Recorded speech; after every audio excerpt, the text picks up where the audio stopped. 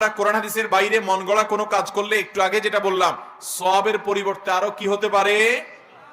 আমি বহু জায়গায় এটা বলেছি, আপনারা যারা যুবকরা যাদের কাছে স্মার্টফোন আছে, নেট কানেকশন আছে, গুগলে গিয়ে শ্রাদ্ধ লিখে সার্চ দেন বাংলায়, তাহলে বেসরপালা আকার দয় পিঠে বড় ধ শ্রাদ্ধ লিখে সার্চ দেন, দেওয়ার পরে যে সার্চ রেজাল্ট আসবে ক্লিক করে করে দেখেন কাকে বলে।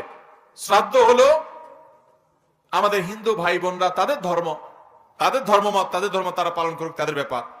বিশ্বাস অনুযায়ী, তাদের ধর্মমত অনুযায়ী কোন মানুষ মারা গেলে আত্মীয় স্বজন এলাকাবাসীকে না খাওয়াইলে তাদের ধর্মমতে তারা মনে করে স্বর্গে ওই লোকের খাবার দেয়া হয় না।